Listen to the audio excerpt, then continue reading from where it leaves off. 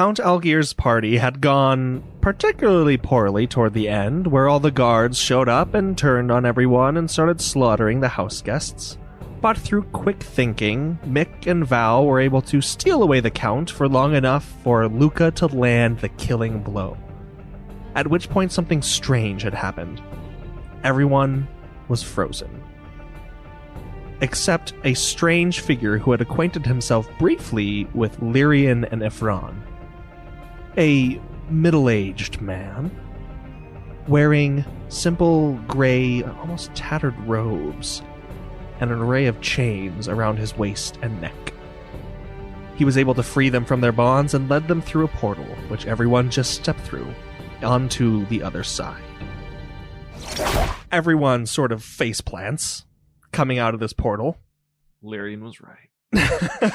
Dang it. Lyrian actually braced himself for that. So he had his hands ready. Everyone but Lyrian face plants. And of course the Archduke quickly recovers and kind of flutters off your shoulder, Val. As he do. As you regain your composure and your senses, you look around. Above you is the night sky, and at your feet is dirt, gray dirt, more akin to ash, but sort of a mix in between. Soft to the touch, but sticks to your fingers. And as you stand up collectively, the man is there, waiting, staring at you, hands folded patiently behind his back.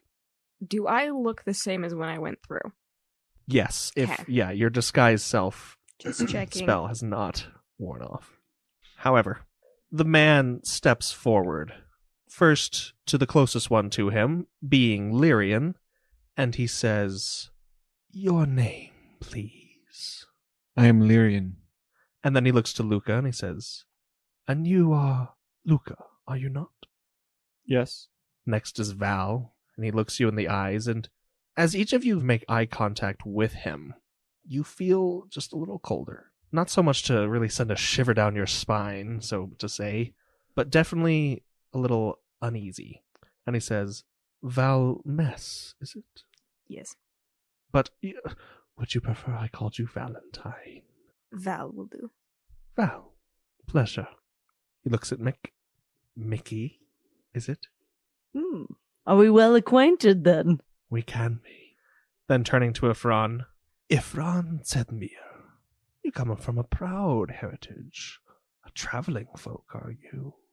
Tell me," he kind of gestures around him to the night sky above, "have you traveled here before?" No, I have never seen anything like this place.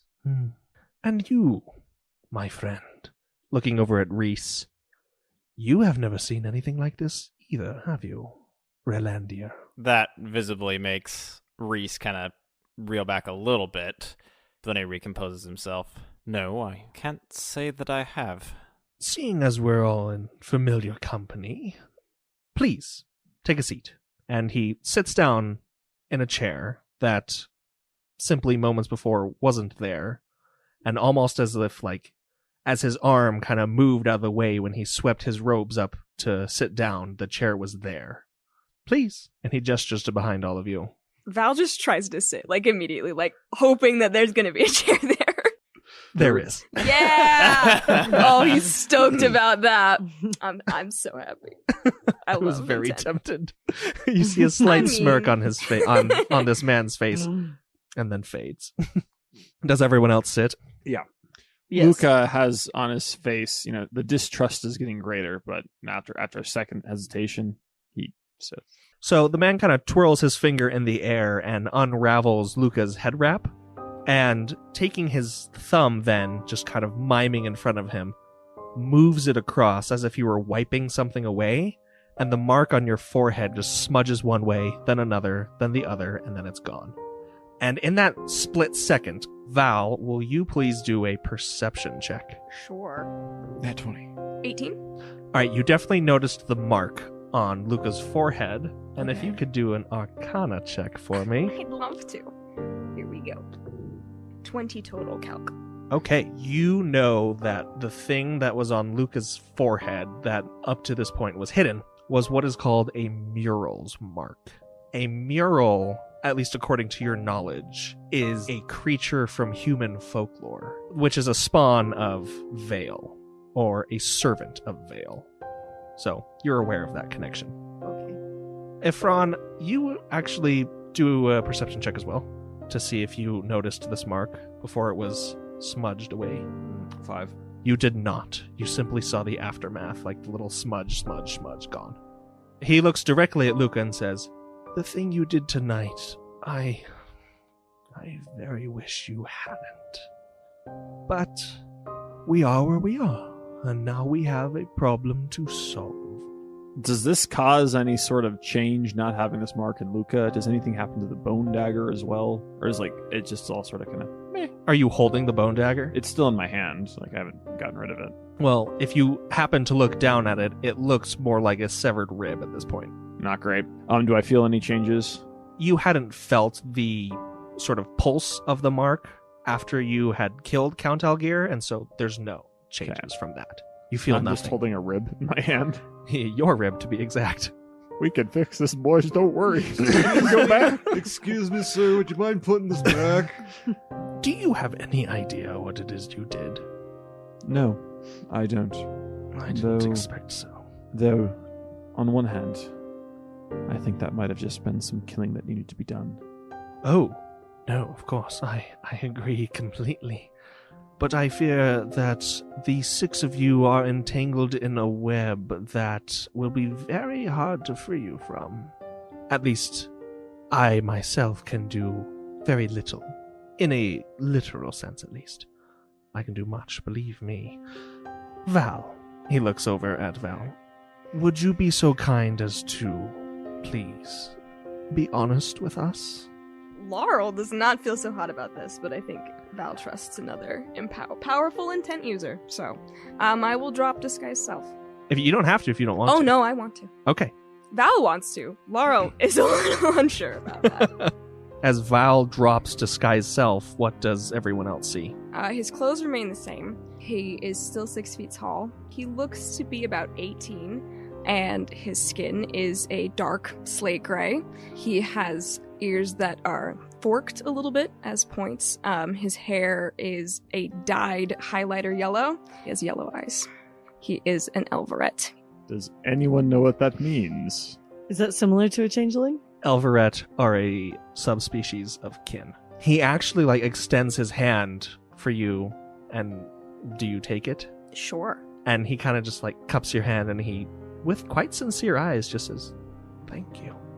And then he turns to Mick and says, "Please, I would ask the same of you." And might I ask why? You know what I am. But do they? Gesturing to everyone around you. I suppose they do know what I am. I will be honest if you will be. That is my condition for this meeting. And please, let me be very clear. You are free to go at any time. Okay, upon hearing that, then Mick changes back into their original form.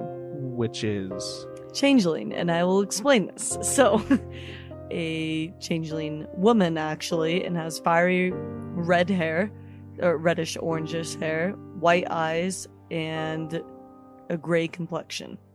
Ephron is very taken aback by everything that's happening, and he does not trust anybody here.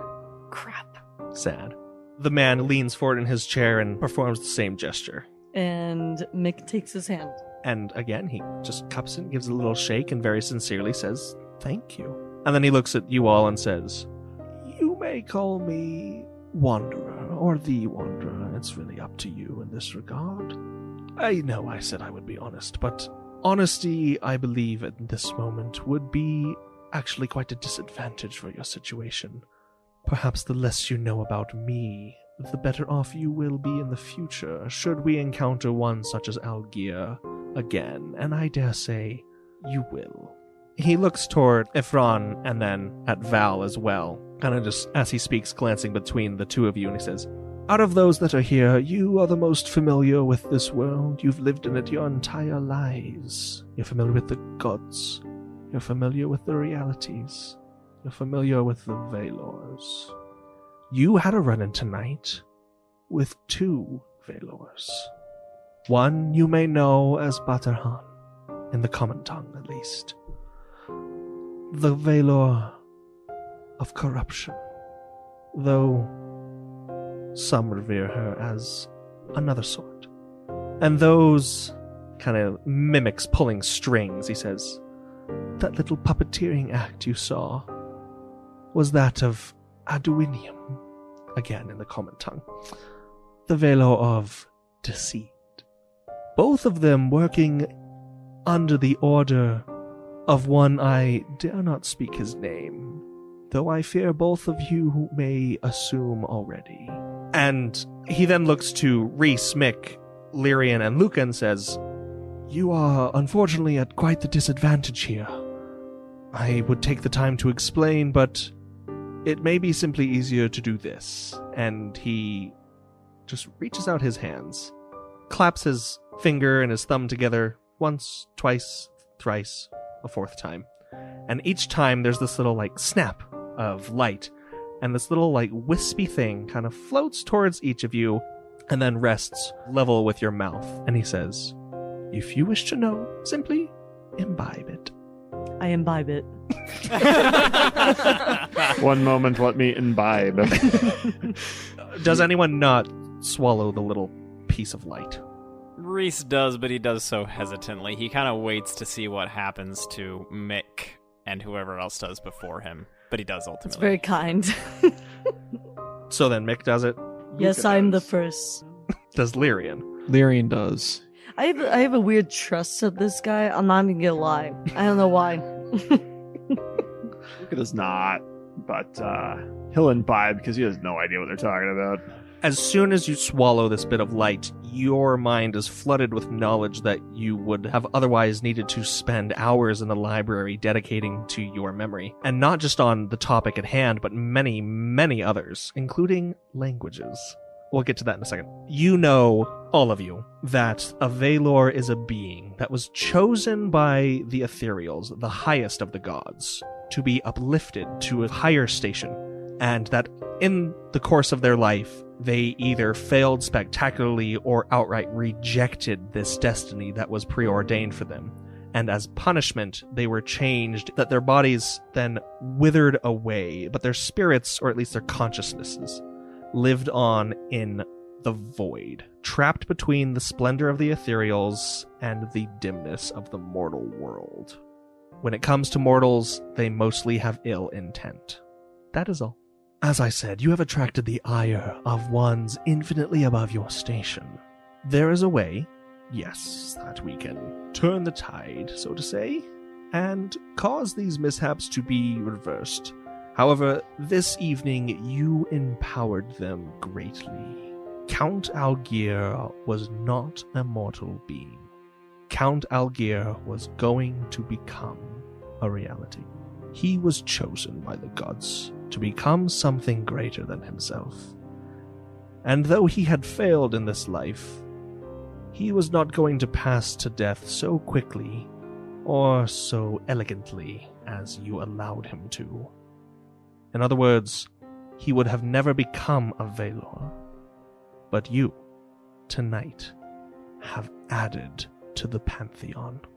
I must gather my thoughts and formulate a plan of sorts, but I would simply advise you all now to seek shelter, to recuperate yourselves, to gather your resources and your defenses, and perhaps we will meet on the morrow or the day after. I am quite unsure currently, which is something I am not used to feeling.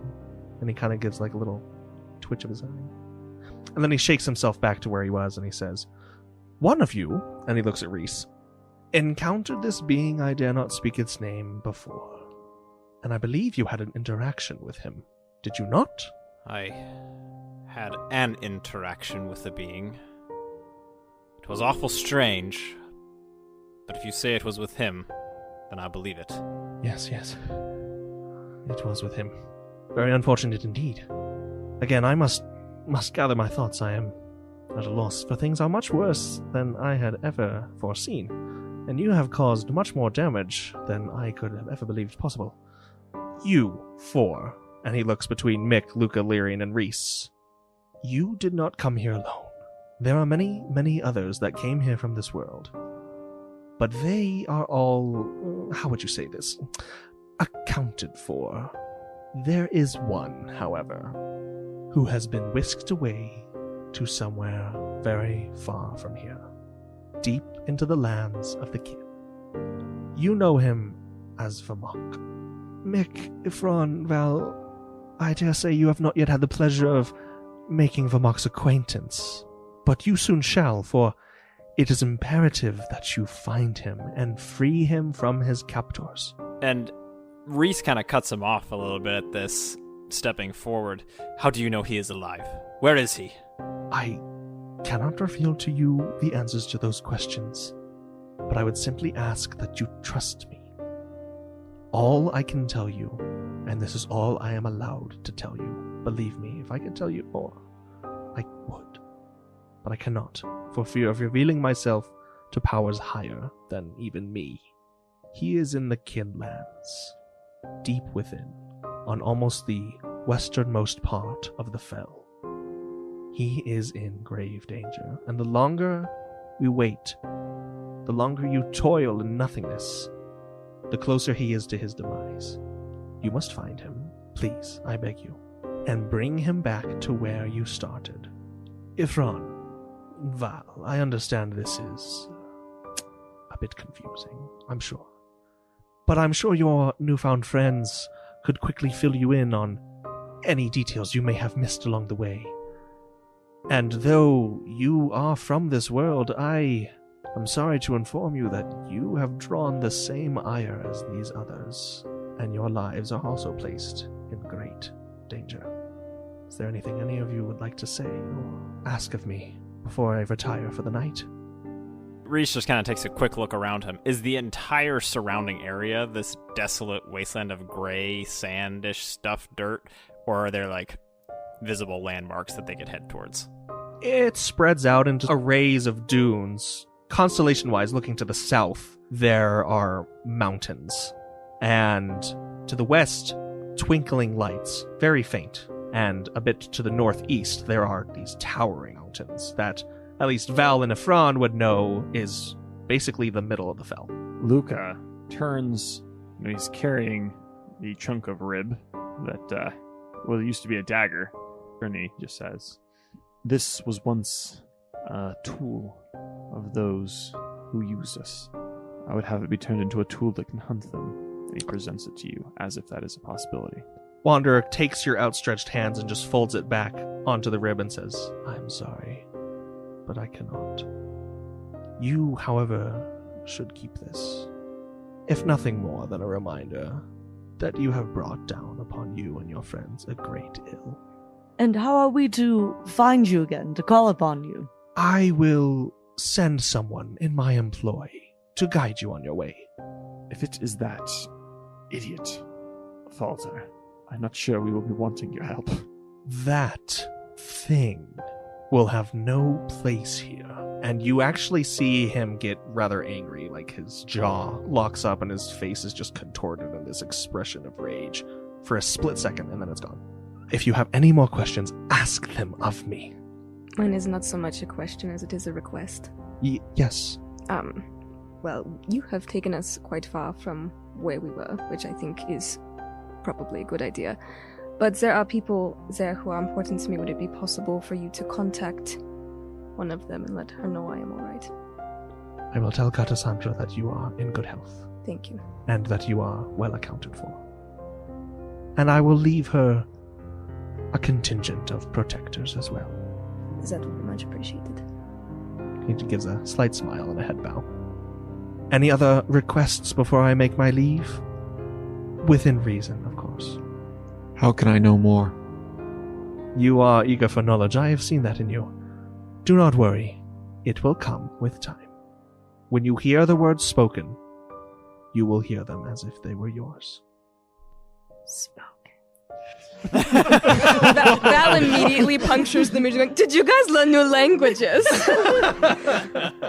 And I just start speaking in Kinlish at them. Do you? Yeah. They can all understand it. I understood that before, but yeah. Bits and pieces, That's however. exciting. Okay. Mick can understand fluently now.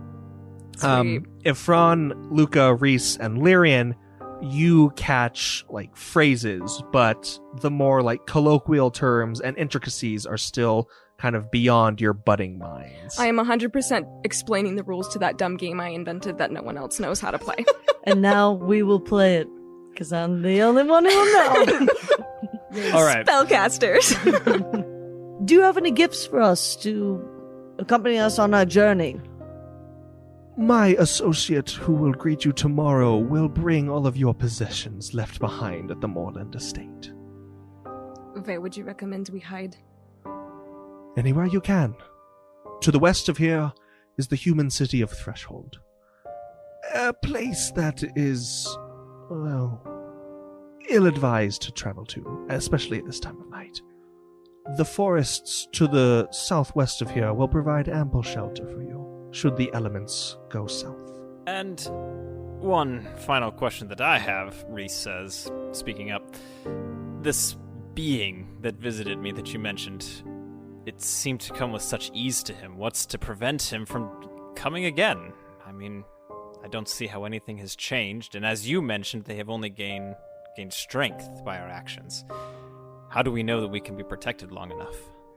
Myself and others like me will keep them preoccupied for as long as we can. But as I said, time is of the essence, and finding your lost friend is the only insurance that you have of ever returning home safely or living out the rest of your lives in relative peace. Then, and he kind of stands up and almost like the choir director type, like ushers you all to stand with him. He gives a very exaggerated bow, like almost going full 90 degrees, and he just says, farewell. And the next time you blink, he's gone. And like everyone blinks at different times, and so for some of you, he's there an extra 2 seconds. And the chairs that have been arrayed are also gone. And you're in this ashen dune sea east of Threshold. Would you describe this location as hot or cold? Very cold. Okay, Luca will not rip off the gore-covered jacket. Luca just, doesn't seem like there's much to be said. He's got a lot to think about, particularly now that his cool bone dagger is just a rib again. He's pretty put out by that. He ends up walking towards the forest to create a sort of shelter. All right, the forest is a ways off. Yeah, like that's he's But that's your goal. Yeah, the general direction. Great. He's walking towards there without saying anything. You have about an hour or so walk ahead of you, so if anyone would like to converse along the way, feel free. Yeah, Reese noticed that Ifran was pretty uncomfortable with that whole changing form thing. On that topic, I think that's a good raise of said thing. Do Mick and Val retain their, I guess, true forms, or do they change back to something else? Val will maintain his lack of disguised self, I guess, but will be on the lookout for any other people who could be in the area. I assume there's no one around right now, but the instant there are people, he will put on a disguise, but probably not his Valentine face. I think he'll prepare something straight fellish. All right, great. So that's basically a ready to action. Yeah. Perfect. And Mick? I go back into what everybody's used to as my Talic man face, I guess you could say. So I go back to that default. Almost as if you guys don't actually know if all that happened. All right, so then, yeah, Mick, your skin takes on a darker shade, your hair fades to black, and your eyes are a nice deep-set brown. You have strong facial features, a bit of a stubble, and are, as you once were, still in the dress. How do you do that? How do I do what? That, what you just did. And then I will cast Disguise Self immediately to look exactly like her, dress and all. Oh, you could do the outfit too? Oh, yeah. You are Dang. still wearing that dress then. Does it still fit you, or has it bursted a couple of seams? Trust me, I'm pretty slender. I got a nice frame. Let's be fair. Mick is he's a slender man, so he might be able to squeeze it in there. Showing a lot of cleavage right now. I'm not. Yeah, Yeah, a lot of filling man out boob. Freddie anything. Mercury style, like the leotard, you know? Just way That man down. is. Yeah, he's beautiful. So yes, I say yes. So yeah, Val just posed his question. So you look like a Tailic man in a dress. Mm-hmm. One might say it's part of my nature.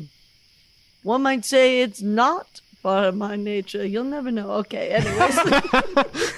He very awkwardly deflects the question. The topic obviously makes Mick very uncomfortable. But I will drop that disguise and I will look like Reese instead. Because why not? All right, so as this whole charade is going on of them changing and everything, Reese goes up to Afron. Where's Afron positioned in the whole company of people walking towards the forest? He is good ways ahead of everybody. Okay. Kind of keeping to himself. So Reese catches up to him, and he just kind of walks alongside him for, a little bit in silence. Leans over to him and says, Ifran, I know you are probably very confused, and probably have more than a few questions for us. And I understand that your trust in us might be wavering. Mick is actually one of us. And when I say one of us, I mean a person from our world. The reason why we did not disclose this earlier is because her race is that of a changeling, as we call them. As you have seen, she has powers to become any identity that she assumes, and, well, at least in our culture, it's a very sensitive thing to reveal one's identity as a changeling. Out of respect for her, we agreed not to reveal her to you. It was by no ill intent, and there's nothing else that we are hiding aside from that fact. I think it's safe to say that Val, who's as Reese, overhears this. Oh. Just because pertaining to Mick, who Okay. you recently or just kind of had that little whiff. Efron takes a moment to gather his thoughts. Please, to say that my trust in you all is wavering is somewhat of an understatement. I would say it is largely non-existent. Count Algier was a bad man. And it was a very dangerous situation that we were put in. And I find out that the people that I've been traveling with have been keeping secrets from me. Have been untruthful with me. And now I am supposed to trust them with my life. I am supposed to go to the heart of the Kinlands with them. Which, by the way, are not very welcoming to people of our kind. There is one here that could get along, but the rest of us, humans, changelings, whatever you are, I do not think they will look kindly upon us. Yet you tell me I'm supposed to sit here and trust you. It was out of respect. Respect for Mick. Well, I have known Mick for a long time. And Mick has lied to me for a long time. It does not feel like there was much respect. So I will go with you, because powers higher than us have asked it of me. But not because I trust you, and not because I think you keep good company. Reese just kind of nods his head. Very well. But I hope in time we can re-earn your trust. And then he turns and falls back. Then, if there's no other further objection, the rest of the night, at least in your travels, passes by rather unceremoniously and uneventfully. As you reach the borders of the forest, the dunes of ashen sand fade into a low-lying scrub and brush that then continue to meld into a more fern-like foliage as you enter the forest itself. Luca's going to try to set up a camp type thing, shelter, lean-to against a tree or something. Doesn't have a lot of supplies, but he's going to try something. Yeah, roll survival then. Oy, no es bueno, amigos. That's a 3. Okay, you know when Michael Scott goes to survive in the wilderness. So I cut off my pant legs, then duct tape them back on.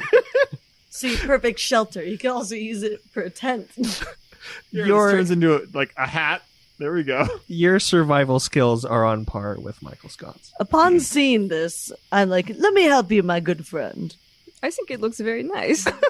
And I am so good at helping you that I just get 10. So Mick essentially brings over. You have taken a branch and put it against a tree, and then laid some pines on top of it. And Mick basically just comes over with a second branch to extend your shelter an extra 3 feet. Even better. It's twice as nice now. Reese got a 20 survival check to try to start a fire for the group. Reese briefly takes off his mask and starts a fire almost instantly. Could I cantrip message Reese? Yes. Okay. Val says, I couldn't help but overhear your conversation. Are you from somewhere other than here? You hear a very loud sigh coming from whatever the other end is. And Reese just replies, we can discuss this later in the morning. I think we're all very tired. If you say so. But yes. But yes. I just want to know, does Ifron keep toward the camp where everyone has now sort of settled, or does he keep to himself? He's keeping to himself. Okay. I think after helping Val as well would kind of separate himself from the group just because they don't know him and have no reason to necessarily welcome him in. So he'll just kind of sit a little further away, but look very eager to be like, hey guys, if you wanted to invite me to your fire, I would say yes. The dancing lights just keep coming over and then extinguishing and then he keep coming over. sends the Archduke over and is like, be nice. And your barn owl kind of just pads along by the fire and looks at each of them in turn. He's very cute. I know, I want to pet it. So I will find as much wood in the forest as I can that I need to make this happen. Let me read this spell. Yeah. So I'm going to just create out of this wood a 10-foot empty box cube that we can all sleep in. I'm casting Fabricate. I like how you don't put it on top of us. It's us to be in. Yeah. So what you see is Val just he's like, oh right, and gets up and just starts gathering wood, and then that probably takes a good while for him to gather enough wood to make that happen, and then an hour later he just goes, and there's a box. And then you see Luca look up from his tiny 2-stick lean-to against this tree. Just look over at Val's box. Look at his 2-stick lean-to. Looks between the two of them for a sec. One of the sticks falls over. One of the sticks falls over, and he just really just walks towards it. So with the food, Lyrian grabs some of the food and takes it over to Ifran and says, "You need to eat," and tries to hand him food. The front takes it. He's not a total jag, so... No! Smacks it out of your hand. Anyway. After he hands Ifran the food, Lyrian sits down and just sits quietly next to him, eating his own food. And as a note, Ifran does thank you for the food. Right. So yeah, Lyrian has prepared food for everyone that wishes to partake of that. Val has constructed a adequate shelter for the night, and if no one else wishes to do anything, then everyone retires to bed. Before we go to sleep, I do kind of scooch over to Mick and I go, do you really want to learn the rules to my game? Oh, honey, I already know the rules to your game. Great. And the night passes by again, uneventfully. Yeah, that all counts as a long rest, by the way. Yay, spell slots. For mechanical purposes. As morning comes, you hear the sound of wood being chopped with an axe. And looking out, if anyone wants to look out of their shelter or from where they were sleeping, near the edge of the little clearing that you've made your camp, there's a stump, and upon that stump are bits of wood that have been, pretty finely prepared. And there is a stout man there who is chopping said wood with a large hatchet.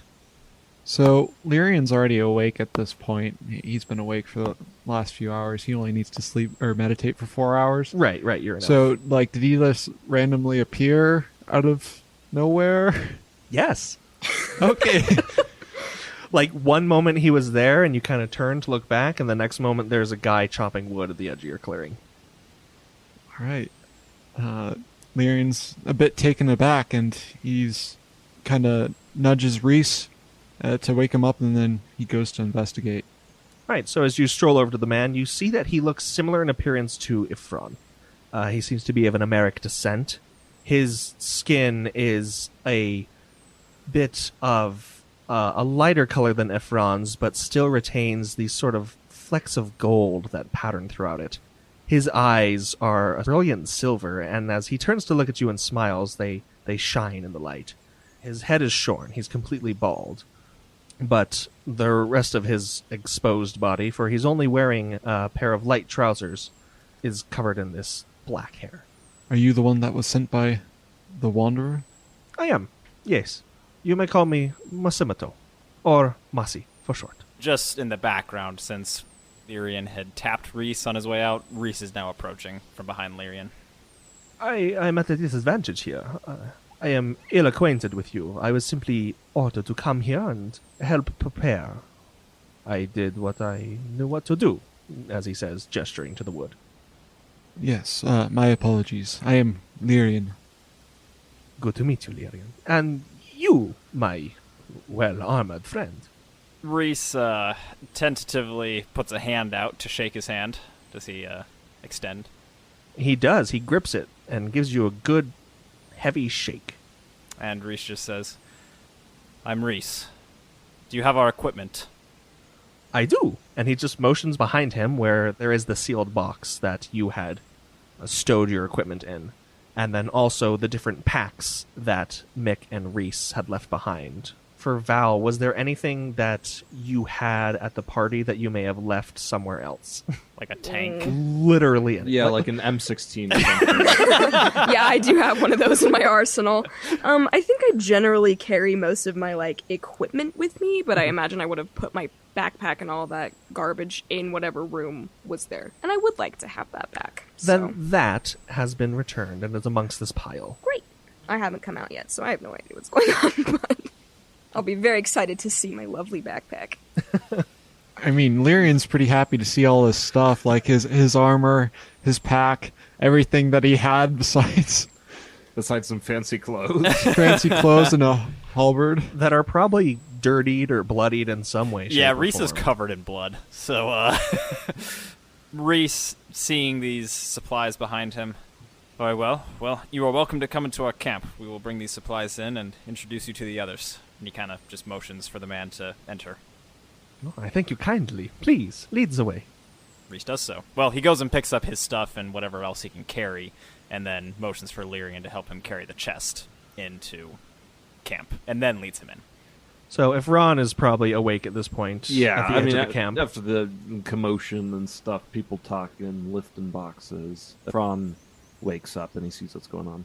And then where do you lead this man? Just in front of the shelter that Val built? Yeah, pretty much the center part of it where the most people are congregated. Is it safe to say that everyone is sort of awake or getting up to their feet by now? Yes, Mick awakes and he says, "Oh, our stuff is here. The Wanderer did deliver." And that's all he says. And then he gets her stuff. Val will disguise self into, I don't know, some sort of blonde, generic, fellish individual at hearing voices he doesn't recognize, just to be on the safe side, and then will exit the shelter. And Luca? Luca stands up, the dried blood on his fancy clothes cracking as it's broken into smaller pieces, some flaking off. and he gets up. He walks outside, and he sees his items and a new person who is also human, I believe. Yes. Similar looking to Ifron. To be totally honest, he just kind of like shrugs at this point. He's like, well, I can't get 110% effed, so okay. Guess I'll pick up my stuff. This Emeric man who stands at about 5'4", just for your reference. So yes, you are all then witness to this new addition. Like I said, an Emeric man, gold speckled skin, black haired chest and arms, shorn head, and silver glinting eyes. And a wide smile, and a welcoming one, to boot. Good morning. My name is Amasi. It is a pleasure to meet you. You as well. You may call me Val. Val? Yes, yes. I am sorry, but I only know the two of you so far, Lyrion and Rhys.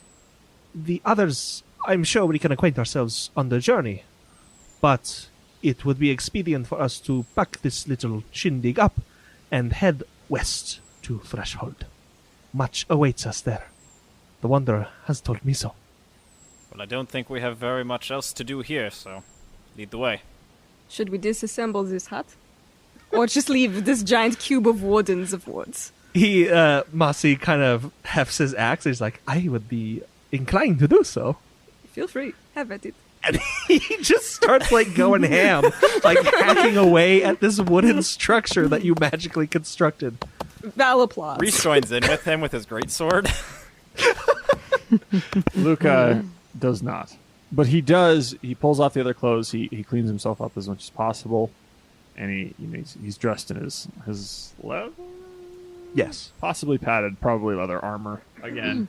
And he's just ready to travel. He's better than he was yesterday. He was pretty confused and waited on yesterday, but today's he's a bit more focused. And Mick's back in his sort of bardic performance attire, lute and all. Of course he is. While all of strumming you out a guys jolly are sound. talking. Yeah, I know, right? Mick slipped back into his wonderful outfit, and then I go to, and what is your name?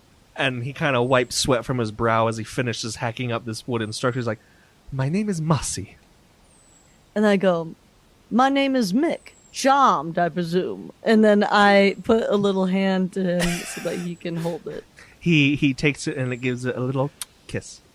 Just what I That's expected. kind of interesting. No, I know. Would you expect anything else? No, that's why it was so great, because you said not, charmed. It was just charmed, I presume. You must be charmed by me. Please. It was delightful. Val is charmed by Mick. Yeah, was not on the receiving end of that. Definitely still charmed.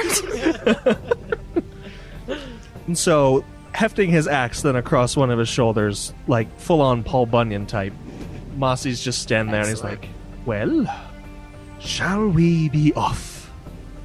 Yes, let's go. Great. I assure you, quite the adventure awaits us. There will be danger. Yes. Plenty of it. Whether you survive, of course, is in your hands. I know this. Believe me, the Wanderer has told me so, and the Wanderer will make it so. Onwards, my newfound friends. And he turns on his heel and just heads off into the forest.